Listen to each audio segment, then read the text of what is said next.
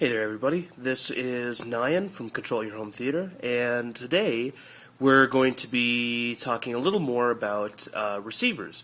Not just what is a receiver, but why you should have one, and why this is probably going to be the most important part of your home theater outside of the TV itself. Now, you might remember that in a previous video, Andrew was talking about color coding cables that are going into your receiver, as you can probably see from back here.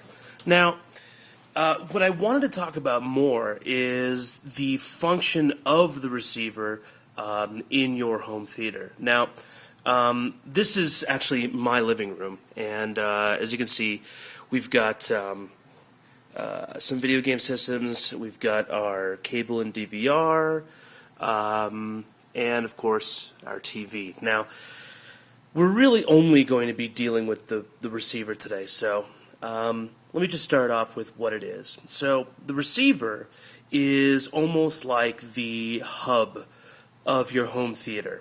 All of your devices, like your PlayStation or your cable, will be routing to your receiver, or in the back over there, and then from there, there's a single cable that comes from the receiver all the way up to the TV. Now, if you've already read your Control Your Home Theater guide, you probably already know this. But this is a great video if you're still curious as to why you should have a receiver, or whether or not you should just hook everything straight to your TV.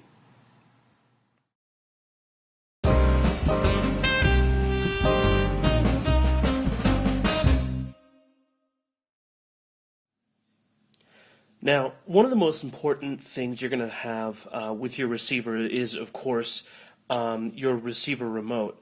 Now, of course, all receivers come with one, but I just wanted to go through it just so you understand why this is so important and why a receiver is just so great if you have multiple devices in your home theater.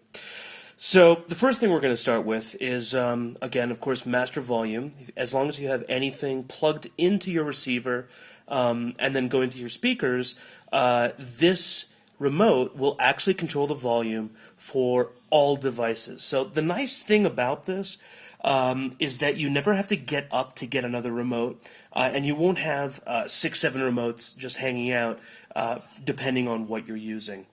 Now, of course, just keep in mind that the only time this will actually work is if the device is plugged into the receiver. So sometimes I've seen a couple home theater setups where a couple newer devices will be plugged into the receiver, but older devices or cable will be plugged straight into the TV. In that situation, the TV remote will have to be used for the volume here for the cable, while the newer devices plugged into the receiver can use this remote.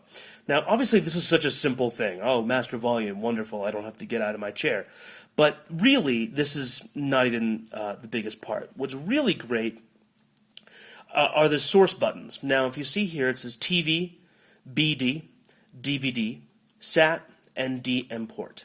Now, these are actually just names given to ports on the back of the receiver. You don't actually have to specifically plug in specific types of devices that match these names. You can plug in anything you want, though, of course, you know, if you plug your DVD player into TV and your Roku into DVD, it's going to be a little confusing. So I always like to plug in the applicable devices into each of these, just so I can remember these properly. But the nice thing about this is that you can just hit one of these, just a touch of the button, and you'll switch between two devices, which basically allows you to control all of your devices, switch between, let's say, a DVD player and cable, without getting out of your chair, without turning on any of your devices.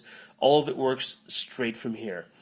A receiver, simply put, may seem like a lot of work to hook up, and it may seem a little confusing, but really, it will make your home theater experience so much easier. You'll enjoy it, you won't find it a hassle, and you won't be constantly getting out of your chair just to change the channel. Anyway, so I hope that answers a lot of questions about what receivers are. Hopefully in the next video we'll get a little more technical and we'll look into putting some setups together, maybe installing some devices. So let me know what you thought of the video. Just leave a comment at the bottom of the page and let us know what you thought. And we'll be back soon. Thanks a lot, guys.